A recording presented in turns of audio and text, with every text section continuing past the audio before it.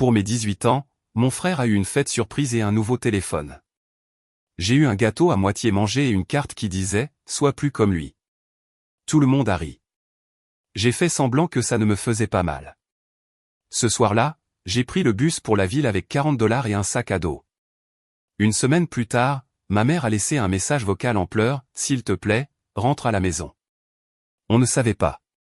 Je croyais autrefois que l'univers avait un sens de l'humour tordu. Sinon, comment expliquer ce qui s'est passé le jour où je suis devenu adulte? Je m'appelle Liam. J'ai 18 ans maintenant. Et si je vous disais que ma famille a oublié mon anniversaire, ce serait en fait plus doux que ce qu'ils ont réellement fait. Voyez-vous, l'oubli, ça blesse. Mais ce qu'ils ont fait, ça, c'était intentionnel, comme la chute d'une blague dont j'ignorais faire partie. Laissez-moi revenir un peu en arrière. J'ai grandi dans une petite ville où tout le monde connaît votre nom, et probablement la couleur de vos draps. Ma famille était l'image parfaite de la banlieue, maman, papa, 2 fils, la clôture blanche, les barbecues dans le jardin. Vous voyez le genre. Mon frère Tyler a 2 ans de moins que moi. Mais si vous nous rencontriez ensemble, vous penseriez qu'il est l'enfant roi et que je suis un cousin éloigné un peu bizarre qu'il laisse dormir sur le canapé à contre-cœur. Tyler était celui qui faisait du bruit. Charmant, sportif, il savait toujours comment capter l'attention d'une pièce entière.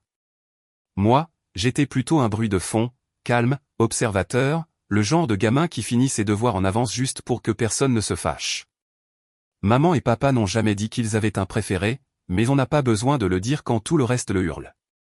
Tyler avait des câlins quand il rentrait tard. Moi, j'avais droit à des sermons si je n'envoyais pas de texto dans les 10 minutes. Il a planté la voiture familiale à 16 ans et en a eu une plus récente 6 mois plus tard. J'ai demandé un ordinateur portable d'occasion pour l'école et j'ai reçu une liste imprimée d'emplois qui embauchent des ados. J'essaie toujours de ne pas me laisser atteindre, je me dis. Peut-être qu'ils pensent que je suis plus indépendant. Peut-être qu'ils sont plus durs avec moi parce qu'ils attendent plus de moi. Vous savez, ces petits mensonges qu'on se raconte pour faire passer une pilule amère. Mais mon 18e anniversaire, c'est là que le masque s'est fissuré. C'était un jeudi. Je m'en souviens, parce que j'avais un contrôle de maths ce matin-là, et je l'ai raté. Complètement planté. Je me sentais déjà mal quand je suis rentré à la maison après l'école. Je m'étais dit qu'il y aurait peut-être un petit dîner, ou même juste mon plat à emporter préféré, quelque chose. Je ne demandais pas un feu d'artifice ou une parade, juste un petit signe pour me montrer que je comptais. Au lieu de ça, je suis entré dans un salon rempli de ballons et de serpentins, bleus et argentés, avec le joyeux anniversaire affiché sur le mur. Mon cœur a vraiment fait un bond pendant une seconde. J'ai pensé, oh, ils s'en sont souvenus. Et puis Tyler est entré derrière moi, souriant jusqu'aux oreilles. « Qu'est-ce que t'en penses ?» a-t-il dit, les yeux pétillants. Surprise. C'est là que j'ai remarqué que la bannière ne disait pas « Joyeux 18 ans ». Elle disait juste « Joyeux anniversaire ». Et Tyler, son anniversaire est dans 3 semaines. Maman est sortie de la cuisine avec un chapeau de fête, enregistrant déjà tout sur son téléphone. « Tu es rentré. » Elle lui a souri, rayonnante, en m'ignorant complètement. « Vite, mets-toi là-bas près de la table. On doit prendre une photo avant de couper le gâteau. » Je suis resté là, mon sac à dos toujours sur les épaules, à regarder toute ma famille s'agiter autour de moi comme si c'était le matin de Noël. Mon père a donné à Tyler une boîte emballée avec un vrai nœud, et Tyler l'a déchiré comme un gosse. C'était un téléphone tout neuf, le dernier modèle. J'avais encore un modèle d'occasion fissuré avec une batterie qui tenait peut-être 4 heures dans les bons jours. Je me suis raclé la gorge. Ce n'est pas mon anniversaire aujourd'hui ? Tout le monde s'est figé, juste un instant. Puis maman s'est tournée vers moi, a forcé un rire et a dit « Oh, c'est vrai. On ne t'a pas oublié, chérie. Tiens. » Elle m'a tendu une carte pliée et a pointé du doigt le comptoir de la cuisine où un petit gâteau était posé. À moitié mangé, pas de bougie, pas de nom, juste une part manquante dans le coin, un peu écrasée comme si quelqu'un l'avait utilisée pour caler un tiroir. La carte disait « Sois plus comme lui ». C'était tout. Pas de blague, pas d'amour, même pas un joyeux anniversaire. Et puis ils ont ri. Ce n'était pas cruel au début, plutôt un rire nerveux, comme s'ils pensaient que tout ça n'était qu'une bonne blague. Et j'étais censé rire aussi. Mais personne n'a dit « Je plaisante ». Personne n'a offert une deuxième carte ou un vrai cadeau. Juste Tyler tenant son nouveau téléphone, l'air légèrement mal à l'aise avant de détourner le regard. Je n'ai rien dit. Je n'ai pas pleuré. J'ai juste hoché la tête, posé la carte sur le comptoir et je suis monté à l'étage. Cette nuit-là, j'ai préparé un sac à dos, un sweat à capuche, 2 chemises, un jean, des chaussettes, mon chargeur de téléphone, et les $40 de secours que j'avais cachés dans une boîte à chaussures sous mon lit. J'ai attendu que la maison soit calme. Ensuite, j'ai marché 4 pâtés de maison jusqu'à l'arrêt de bus, sous la lueur ambrée d'un lampadaire clignotant, et je suis monté dans le dernier Greyhound en direction de la ville. Je ne savais pas ce que j'allais faire. Je savais juste que je ne pouvais pas rester. Une semaine plus tard, ma mère a laissé un message vocal. Sa voix tremblait. Elle pleurait. Liam, s'il te plaît, rentre à la maison. On ne savait pas. On n'a pas réfléchi. S'il te plaît, reviens. Ton père fait le tour du quartier en voiture pour te chercher. S'il te plaît. Je n'ai pas décroché, parce que pour la première fois de ma vie, je me sentais libre. Mais ce n'était que le début. Ce qu'ils ont fait ensuite a rendu les choses pires, bien pires, parce qu'au lieu d'essayer d'arranger les choses, ils ont transformé ça en spectacle pour leurs amis, pour les réseaux sociaux, pour la famille. Soudain, j'étais l'enfant à problème qui s'était enfui de la maison parce qu'il ne supportait pas la discipline. Et quand j'ai découvert ce que Tyler disait dans mon dos, c'est là que j'ai arrêté de douter de moi-même. C'est là que j'ai commencé à planifier la suite. Le message vocal est resté dans ma boîte de réception pendant 3 jours avant que je n'écoute le tout. Je gardais mon pouce en suspens au-dessus du bouton lecture, entendant ces premières secondes de la voix brisée de maman, puis je reculais. Ce n'était pas que je ne voulais pas savoir ce qu'elle avait à dire. C'est que je le savais déjà. Ce serait de la culpabilité enveloppée dans un amour de façade. Le genre qu'on sort pour les voisins et les parents curieux. Le genre qui fait bien sur Facebook mais qui ne vous prend pas dans ses bras quand vous rentrez à la maison. Je squattais dans une auberge de jeunesse délabrée en ville. $50 la semaine si ça ne vous dérangeait pas de partager une chambre avec 2 gars qui vendaient des lunettes de soleil contrefaites le jour et jouaient à des jeux de guerre sur plateau toute la nuit. Je restais dans mon coin, dormant avec mon sac à dos sous la tête et l'argent de secours zippé à l'intérieur de ma chaussette. Chaque matin, je marchais dans les rues comme si j'avais ma place ici. Pas de plan, pas de filet de sécurité, mais j'avais cet étrange sentiment de calme, comme si j'avais enfin arrêté de courir sur un tapis roulant que quelqu'un d'autre contrôlait. Mais j'étais toujours blessé. Pas seulement à cause de l'anniversaire. Ça, c'était juste l'étincelle. C'était tout le reste. Chaque pourquoi tu ne peux pas être plus comme Tyler. Chaque fois que je devais mériter les choses 2 fois plus dures juste pour être remarqué. Chaque dîner où ils interrogeaient Tyler sur son entraînement de football et reconnaissaient à peine mon certificat d'honneur scolaire. C'était comme si j'avais passé une audition pour un rôle pour lequel je n'avais jamais été retenu. Je n'avais pas prévu de rentrer. Mais la vie, comme d'habitude, avait d'autres plans. Ça a commencé avec ma tante Denise. C'était la sœur aînée de ma mère, bruyante et sans filtre de la meilleure façon possible. Elle a découvert que j'étais parti quand maman l'a finalement appelée en panique, espérant probablement que Denise aiderait à limiter les dégâts. Au lieu de ça, Denise m'a appelé. Elle a retrouvé mon numéro dans une vieille conversation de groupe de Noël et a laissé un message direct. « Appelle-moi, Liam. » Maintenant. Alors, je l'ai fait. « Tu es en sécurité ?» a-t-elle demandé. « Non, pas d'échauffement. »« Ouais » ai-je répondu, essayant d'avoir l'air plus stable que je ne l'étais. « Je vais bien. »« Tu as 18 ans maintenant » a-t-elle dit comme si elle se le rappelait à elle-même. « Ils ne peuvent pas te forcer à rentrer, mais ça ne veut pas dire qu'ils n'essaieront pas de faire de toi le méchant. » Je suis resté silencieux. « Je sais ce qui s'est passé » a-t-elle ajouté. « Ta mère m'a raconté une version édulcorée, mais je ne suis pas stupide. J'ai vu comment ils te traitent. Je l'ai toujours vu. Je me suis juste dit que tu finirais par passer au-dessus ou qu'il grandirait. J'imagine que ça n'est pas arrivé. » C'était la première fois qu'un adulte validait mon expérience à voix haute. Ça m'a frappé comme une brique. J'ai dû m'asseoir sur un trottoir, la gorge serrée. « Je n'ai pas grand-chose » a dit Denise. « Mais si jamais tu as besoin d'un endroit, vraiment besoin d'un endroit, tu m'appelles. » D'accord. Je l'ai remercié, j'ai raccroché, et je me suis assis là à regarder la ville respirer. Les voitures qui klaxonnaient, les gens qui marchaient vite avec leur café et leurs échéances, un type qui criait à propos d'un chien perdu près du coin de la rue. J'aurais dû me sentir seul, mais au lieu de ça, j'avais l'impression d'avoir enfin trouvé la première lueur de quelque chose de solide. Une semaine a passé, puis 2. Puis j'ai fait une erreur. J'ai regardé l'Instagram de Tyler. Il avait posté des photos de sa fête d'anniversaire, celle avec les ballons, le gâteau et le téléphone. Sauf que sur les photos, il m'avait coupé au montage. Littéralement, il y avait une photo où je me souvenais être debout juste à côté de lui. Mon épaule aurait dû être visible au moins, mais il avait filtré et recadré si soigneusement qu'on aurait dit que je n'avais même pas été là, comme si je n'avais jamais existé à ce moment-là. La légende disait, meilleur anniversaire de tous les temps. Tellement chanceux d'avoir la famille la plus solidaire. Je ne saurais pas qui je suis sans eux. Ça a piqué. Mais ce qui m'a brisé, c'était la section des commentaires. Maman, tu mérites tout, mon chéri. Ton cœur est de l'or pur. Papa, fier ne commence même pas à couvrir ce que je ressens. Karen, l'ami de la famille, beau et humble, contrairement à certaines personnes. Certaines personnes n'étaient pas subtiles. Karen était le genre de personne qui qualifiait les enfants comme moi de trop sensibles. Quand on s'exprimait, elle m'a dit une fois que la dépression était un choix. J'ai failli répondre. J'ai failli taper un paragraphe amer expliquant que cette fête était la mienne.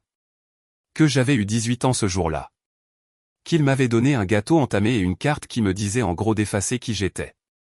Mais je ne l'ai pas fait. J'ai juste fixé cette section de commentaires pendant un long moment, le cœur battant comme s'il voulait s'arracher de ma poitrine. Puis j'ai jeté mon téléphone sur le matelas et je l'ai laissé sonner quand maman a rappelé plus tard ce soir-là. Le tournant n'a pas été dramatique. Pas de grosses disputes, pas de cris. C'était subtil, calme, comme une écharde qui remonte enfin à la surface. C'est arrivé quand j'ai reçu un email de ma conseillère d'orientation du lycée. Bonjour Liam. J'espère que tu vas bien. Je voulais juste prendre des nouvelles parce que tes parents m'ont demandé de te retirer de la liste d'admission anticipée à l'université et de retarder tes candidatures jusqu'au semestre prochain. Ils ont dit que tu prenais du temps pour te remettre les idées en place. Est-ce vrai? Fais-moi savoir. Je peux aider si tu as besoin de soutien. Mon sang s'est glacé. Je n'avais rien dit sur le fait de prendre du temps. Je postulais pour une décision anticipée. J'avais mes essais sauvegardés dans Google Doc, à moitié prêts. La bibliothèque municipale offrait Internet gratuit et j'avais prévu d'y aller le week-end pour tout soumettre. Ils sabotaient mon avenir. C'est là que j'ai réalisé que ce n'était pas juste une histoire d'anniversaire ou d'être négligé. Ils ne se contentaient pas de ne pas se soucier de moi. Ils travaillaient activement contre moi. Et pourquoi? Parce que je suis parti. Parce que j'ai enfin dit ça suffit. J'ai appelé la conseillère immédiatement et je lui ai dit la vérité, que j'avais quitté la maison, mais pas parce que j'étais instable, mais parce que mon foyer l'était. Je ne suis pas entré dans toute l'histoire de l'anniversaire, mais j'en ai dit assez. Je lui ai demandé de n'accepter aucune demande concernant mon dossier à moins qu'elle ne vienne directement de moi.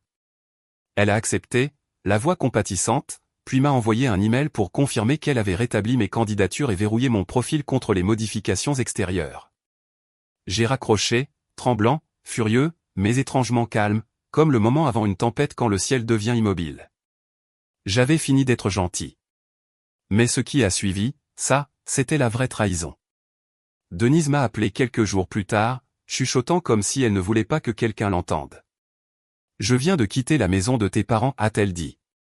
Ils m'ont invité à dîner pour recoller les morceaux, mais Liam, ce n'était pas à propos de toi. J'ai cligné des yeux, m'asseyant sur mon lit.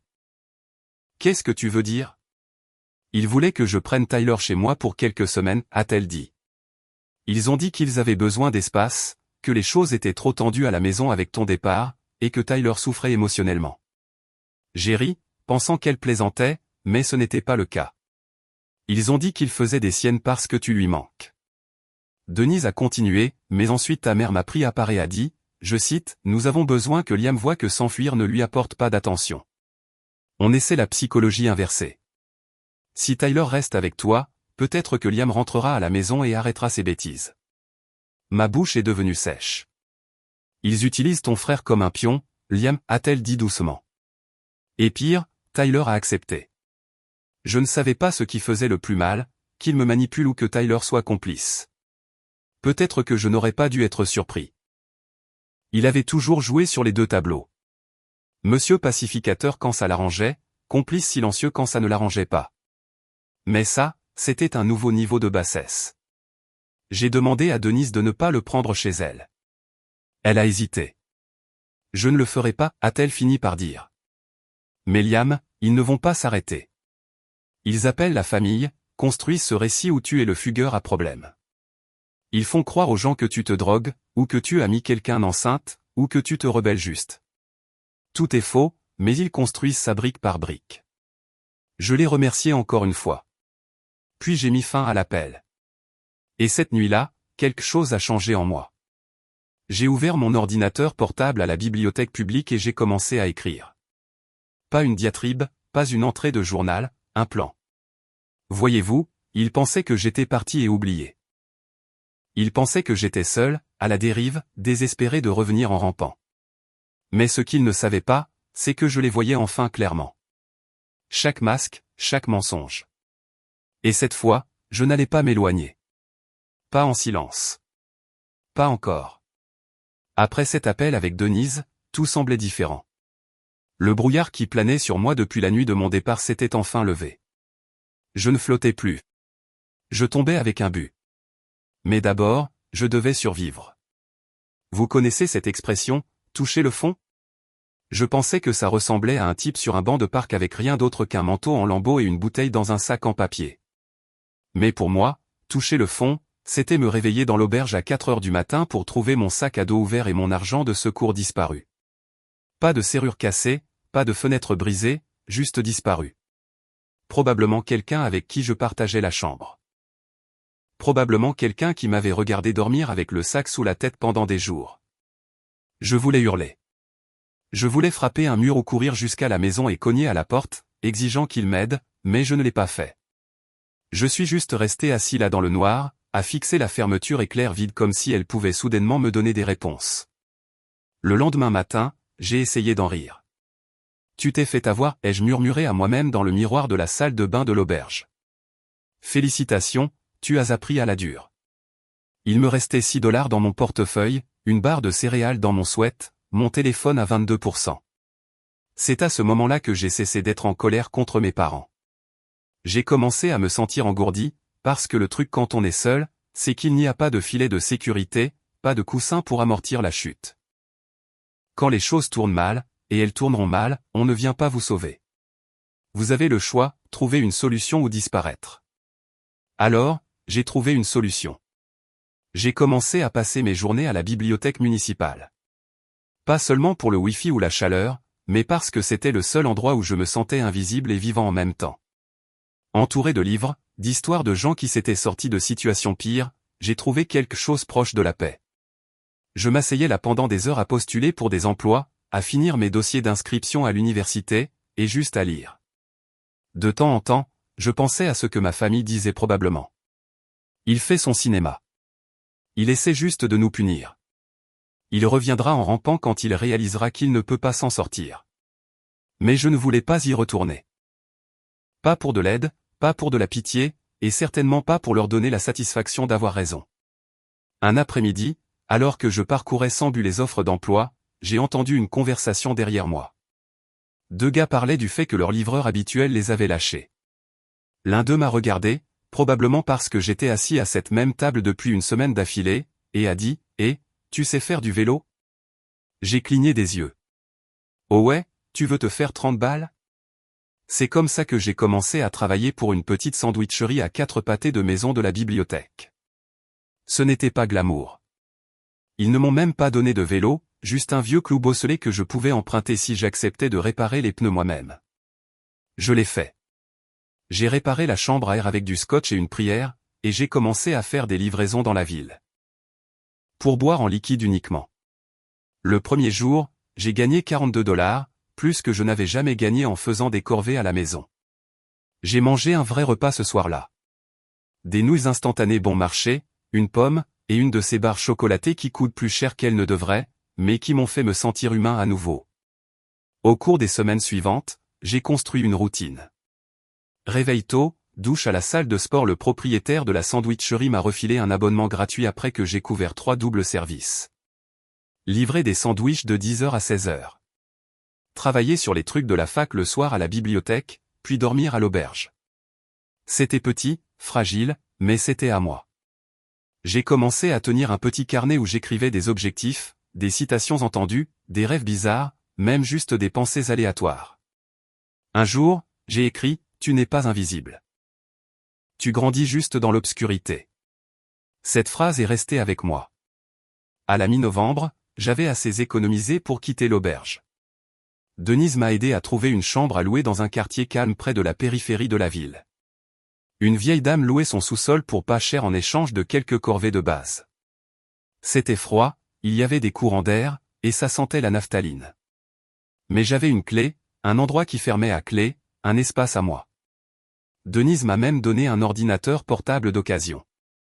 Rien de chic, mais assez pour écrire des essais et vérifier mes mails sans vivre à la bibliothèque. Elle n'a rien demandé en retour. La première fois que je lui ai apporté des courses juste pour dire merci, elle m'a regardé comme si je lui avais donné de l'or. « Tu as toujours été un bon gamin », a-t-elle dit doucement. Il ne savait juste pas comment le voir. J'ai failli m'effondrer en pleurs dans son allée. La semaine avant Noël, j'ai reçu ma première admission à l'université. Ce n'était pas l'école de mes rêves, mais c'était la mienne. Bourse complète. Ils m'ont offert une place pour le semestre de printemps si je pouvais prouver mon indépendance financière. J'ai appelé le bureau des admissions, expliqué ma situation et leur ai tout envoyé, lettres, vieux relevés bancaires, même un mot de Denise. 2 jours plus tard, ils ont rappelé et ont dit « Bienvenue ». J'ai raccroché et je me suis assis au milieu du sol, fixant l'email avec mon nom dessus.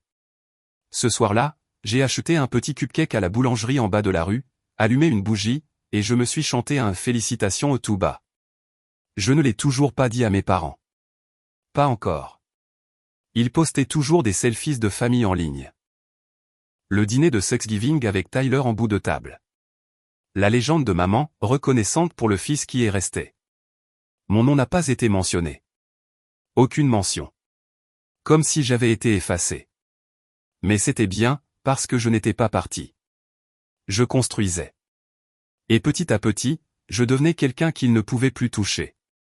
Le meilleur, c'est que Tyler a repris contact. Ça a commencé par un texto. Tyler, ça va? Je l'ai regardé pendant un long moment. Je ne savais pas quoi dire. Je n'étais plus en colère. J'étais juste épuisé. Mais quelque chose m'a dit de ne pas l'ignorer. Alors, j'ai répondu, moi? Ça va. Et toi? Il a attendu une journée entière avant de répondre. Tyler, les choses sont bizarres ici. Il parle de toi comme si tu étais une sorte de fantôme. Maman a pleuré la semaine dernière parce qu'elle a vu ta brosse à dents toujours dans la salle de bain. Ça m'a frappé plus fort que prévu. Pas parce qu'il me manquait, mais parce qu'ils ne pleuraient que l'idée de moi, pas la personne qu'ils avaient repoussée. Tyler, je ne savais pas qu'ils allaient m'utiliser comme ça. Je pensais qu'ils voulaient vraiment t'aider à revenir. Je suis désolé de ne pas avoir répondu tout de suite. Que pouvais-je même dire? Que désolé et n'effaçais pas 18 ans à être le second? Que j'aurais aimé qu'ils me défendent quand ça comptait? Que je détestais la facilité avec laquelle ils pouvaient se glisser dans le rôle de victime ou de héros, selon la situation? Mais je me suis aussi souvenu de quelque chose que Denise avait dit une fois, tu n'es pas obligé de laisser les gens revenir dans ta vie, mais ne les laisse pas pourrir à l'intérieur de toi non plus. Alors je lui ai envoyé une ligne. Moi, merci. Je me débrouille. C'était suffisant pour l'instant. Les semaines ont passé.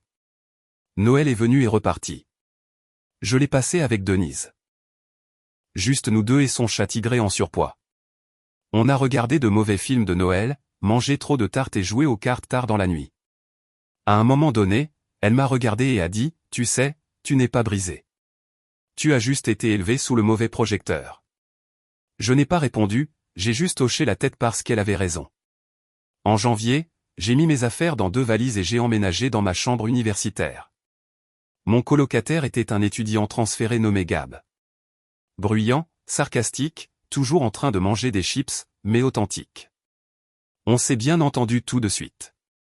Il se fichait de mon passé, il voulait juste savoir ce que je voulais faire. Et pour la première fois, je n'avais pas l'impression de devoir me faire tout petit. J'ai commencé à suivre les cours, rejoint quelques clubs, j'ai même trouvé un emploi à temps partiel pour aider au centre d'écriture du campus. Il s'avère qu'aider d'autres personnes à raconter leurs histoires me donnait l'impression d'avoir plus de contrôle sur la mienne. Un jour, Gab m'a surpris en train de regarder une photo que j'avais imprimée. Moi et Denise, les bras l'un autour de l'autre, souriant devant son sapin de Noël. Il a souri. « C'est ta mère ?» J'ai eu un petit sourire en coin. Mieux. Ce printemps-là, j'ai reçu un email d'un concours d'édition auquel j'avais participé sur un coup de tête.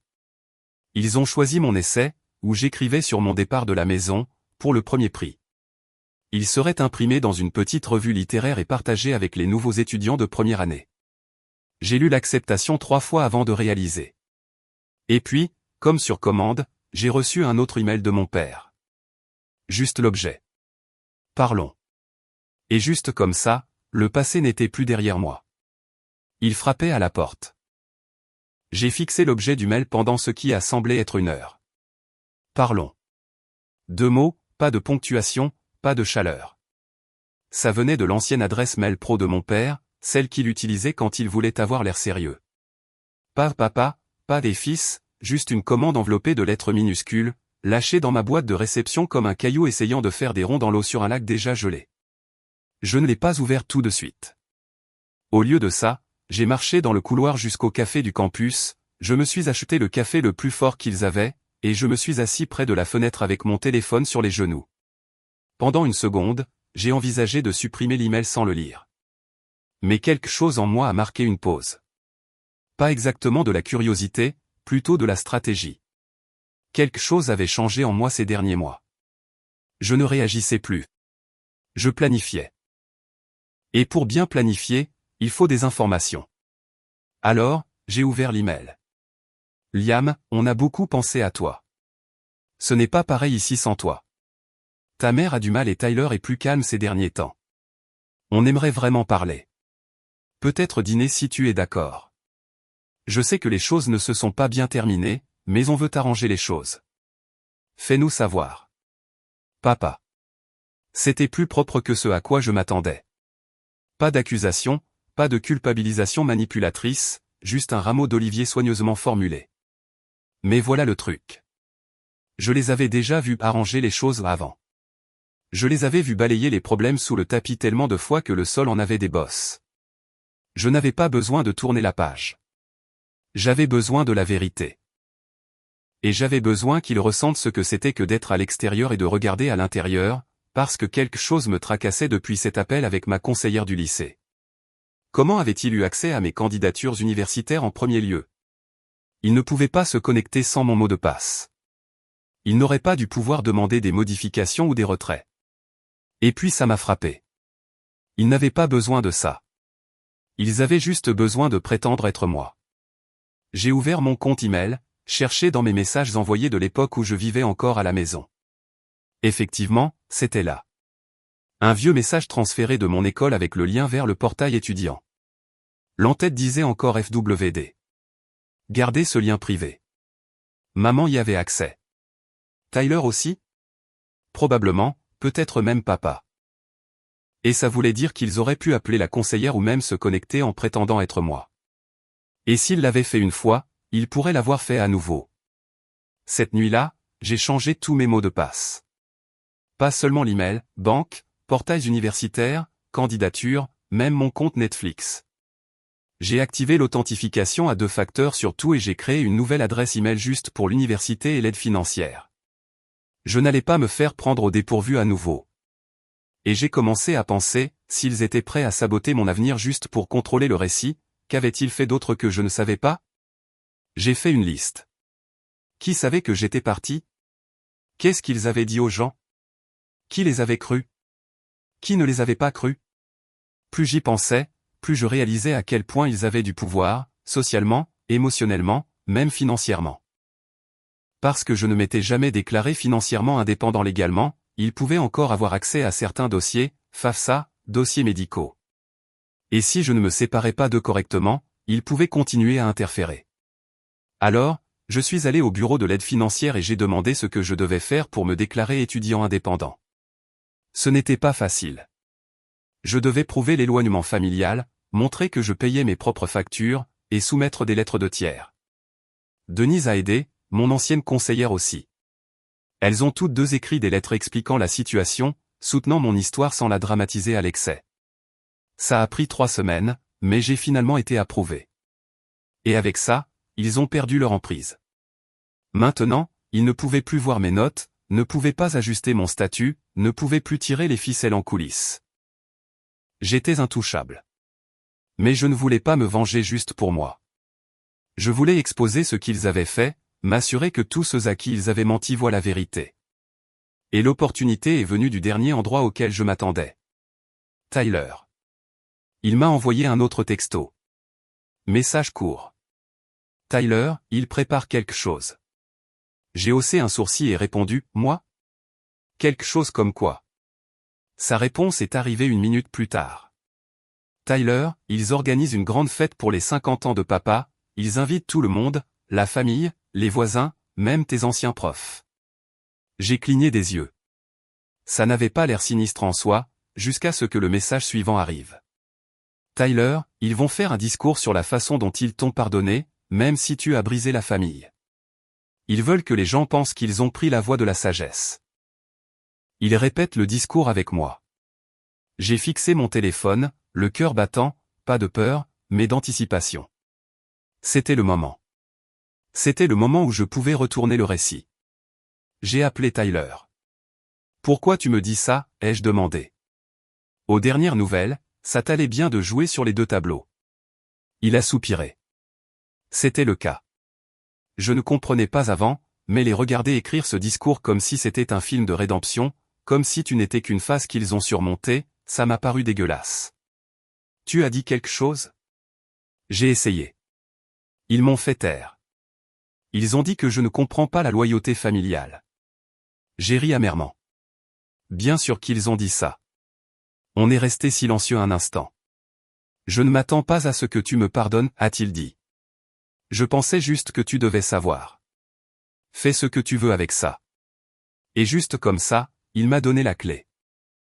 J'ai passé les 2 semaines suivantes à planifier. D'abord, j'ai contacté tante Denise, je lui ai tout dit.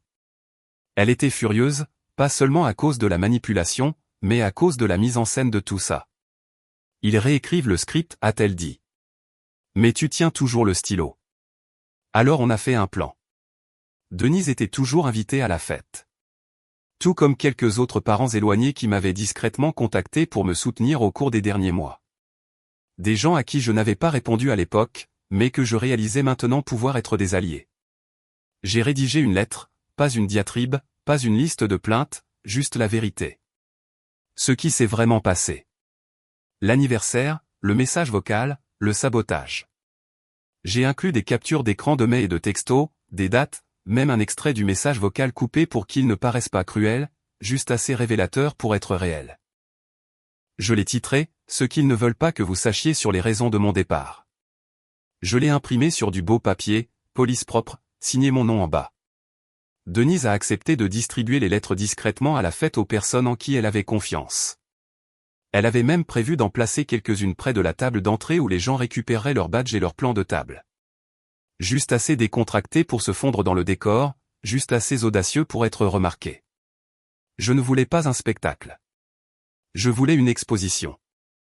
Et puis la cerise sur le gâteau, j'ai enregistré une courte vidéo, juste 2 minutes. Moi assis calmement dans ma chambre d'étudiant, pas en colère, pas brisé, juste moi. J'ai dit, salut, si vous regardez ceci, vous me connaissez probablement comme le gamin qui est parti. Peut-être avez-vous entendu dire que j'étais instable, ou égoïste, ou que je traversais quelque chose de dramatique. La vérité est plus simple. Je suis parti parce qu'on me traitait comme si je ne comptais pas. Je ne suis pas parti pour punir qui que ce soit. Je suis parti pour me sauver. Je vais bien maintenant, mieux que bien. Je suis en sécurité à l'école et je vis enfin ma vie selon mes conditions. Je ne veux pas de pitié. Je ne veux pas de drame. Je veux juste que la vérité soit connue, parce que pendant longtemps, ils ont parlé pour moi. Maintenant, je parle pour moi-même. Merci d'avoir écouté. Je l'ai mise en ligne en privé sur YouTube, non répertorié. Denise a imprimé des codes QR et en a glissé un dans chaque lettre. Laissez les gens lire. Laissez-les voir. Le jour de la fête est arrivé. Je n'y suis pas allé. J'ai passé l'après-midi au syndicat étudiant avec Gab à manger de la pizza grasse et à jouer aux cartes. Je n'avais pas besoin d'être là. Ma présence n'était pas requise. Mais ma vérité, elle, se montrerait sans moi. À 21h42, j'ai reçu le premier message. Cousin Jack. Putain de merde, Liam. Je n'avais aucune idée. Je viens de voir ta vidéo. Je suis désolé. J'ai toujours pensé qu'ils étaient juste stricts. Cette histoire d'anniversaire, mec. Ça m'a brisé. Puis est venu un autre, Monsieur Randall, vieux prof d'anglais. Je vous dois des excuses. J'ai cru la version qu'ils m'ont racontée, mais je vois maintenant à quel point ils ont déformé l'histoire. Vous méritiez mieux. Et puis de Tyler. Tyler, tu l'as fait. 2 mots, mais je savais ce qu'il voulait dire. Le discours n'a jamais eu lieu. Denise m'a dit plus tard qu'une fois que les lettres ont commencé à circuler, les gens ont commencé à parler doucement au début, puis plus audacieusement. Quelques-uns ont même confronté mes parents directement. Ma mère a pleuré, mon père s'est mis en colère, ils ont blâmé Denise, l'ont accusée de conspirer, mais le mal était fait. La vérité était sortie. Et l'histoire qu'ils essayaient de scripter, elle avait été déchirée et réécrite par moi. Dans les heures qui ont suivi la fête, mon téléphone a tellement vibré que j'ai cru que la vibration allait brûler un trou dans mon bureau. Je n'ai pas répondu à la plupart des messages. Je n'en avais pas besoin. Les gens ne m'envoyaient pas de messages parce qu'ils voulaient quelque chose. Ils envoyaient des messages parce qu'ils savaient enfin. Quelque chose dans cette validation silencieuse m'a touché différemment. Ce n'était pas bruyant ou dramatique. C'était juste propre, honnête, comme l'air qui s'éclaircit après un orage. Mais les retombées, cette partie-là n'a pas été calme du tout. Le lendemain matin de la fête, Denise a appelé. Pas envoyé de texto, appelé. Elle faisait rarement ça à moins que quelque chose d'important ne se passe. Assieds-toi, a-t-elle dit au moment où j'ai répondu. Je suis au lit, ai-je répondu. Bien, reste allongé, mais prépare-toi. Elle a pris une inspiration. Tes parents sont en mode gestion de crise. À fond. Ils appellent la famille depuis ce matin, essayant d'expliquer le malentendu. J'ai ri dans ma barbe. Laisse-moi deviner. Soudainement, ma lettre était fausse. Les captures d'écran étaient montées et le message vocal était sorti de son contexte. Oh, ils sont allés plus loin, a-t-elle dit. Ton père a essayé de dire qu'il voulait te donner de l'espace, mais que tu as déformé le récit. Ta mère a pleuré pendant 30 minutes d'affilée. Et puis un des oncles a fait remarquer que la date sur la photo du gâteau qu'ils ont posté l'année dernière ne correspondait pas à l'anniversaire de Tyler. Et tu sais ce que ton père a fait? Quoi? Il a blâmé la boulangerie. Je me suis couvert le visage avec mon oreiller et j'ai grogné. D'une certaine manière, c'était à la fois pathétique et prévisible. Et Tyler, ai-je demandé en m'asseyant. Il est parti tôt, a dit Denise. Après que la confrontation a commencé, il a dit qu'il en avait fini avec le théâtre et il est sorti. Pas de nouvelles de lui depuis. Ça m'a surpris. Le genre de surprise calme qui ne frappe pas d'un coup, mais par petites impulsions lentes. Et maintenant, ai-je demandé. C'est à toi de voir, a-t-elle dit. Ils perdent le récit, Liam. Les gens ne gobent plus l'histoire des pauvres parents incompris. Si tu veux entrouvrir la porte pour qu'ils s'expliquent, tu peux. Mais si tu veux garder tes distances, personne ne te blâmera. Je l'ai remercié, lui ai dit que j'avais besoin de temps. Puis j'ai raccroché et je suis resté assis là à fixer l'écran vide de mon ordinateur portable. La vengeance n'était pas un moment unique. Ce n'était pas la lettre. Ce n'était pas la vidéo. Ce n'était même pas la scène à la fête. La vengeance était un basculement de pouvoir lent et régulier. La vengeance, c'était le contrôle. Et pour la première fois, je l'avais. 2 jours plus tard, mon père m'a envoyé un autre email. Cette fois, l'objet disait « S'il te plaît ». Je l'ai ouvert. Pas rapidement, pas avec impatience, juste avec une curiosité calme qui me semblait encore nouvelle. Liam, les choses ont dérapé à la fête. Les gens nous ont mal compris. Ce n'était pas comme ça qu'on voulait que les choses se passent. On veut s'expliquer en personne. On veut faire amende honorable. Ta mère est très bouleversée. S'il te plaît, papa. Pas une seule mention de ce qu'ils avaient réellement fait. Juste des phrases vagues comme mal compris et dérapé. Comme si la vérité n'était pas la vérité. Comme si je n'avais pas vécu chaque moment de tout ça. Je n'ai pas répondu. Je n'avais pas à le faire. Au lieu de ça, j'ai rédigé un email différent, pas pour eux, mais pour le bureau administratif de l'université. J'ai demandé une restriction formelle sur les informations communiquées à mes parents, confirmant que j'étais légalement indépendant et que je ne souhaitais aucun contact de leur part concernant les questions scolaires. Ils l'ont approuvé en 48 heures. Ensuite, j'ai bloqué les numéros de mes parents. Pas définitivement, juste jusqu'à ce que je décide de la prochaine étape. Parce que le truc avec la vengeance, c'est qu'elle n'a pas besoin d'être tape à accent grave l'œil. Elle a juste besoin d'être définitive. Les semaines ont passé. Ma vie s'est installée dans quelque chose qui semblait stable, ancré. Gab et moi étions pratiquement frères à ce stade. J'ai appris à cuisiner autre chose que des nouilles au micro-ondes. J'ai rejoint un groupe d'écriture. J'ai même été embauché comme tuteur pour les nouveaux étudiants, ce qui payait mieux que mon boulot à la sandwicherie et venait avec des bons repas gratuits. Les choses allaient bien, c'était paisible. Le plus étrange, c'est que l'absence de mes parents ne ressemblait pas à un membre manquant. Ça ressemblait à du tissu cicatriciel, c'est là, mais ça ne fait plus mal. Mais la paix seule n'était pas la fin de cette histoire. Pas la fin complète en tout cas, car il restait encore un dernier fil à couper. Un dernier mouvement, et il est venu de Tyler. Il s'est pointé sur le campus, sorti de nulle part. Je ne l'attendais pas. J'étais assis devant la librairie du campus, en train de manger un bagel et de réviser un brouillon d'essai quand j'ai entendu quelqu'un se racler la gorge.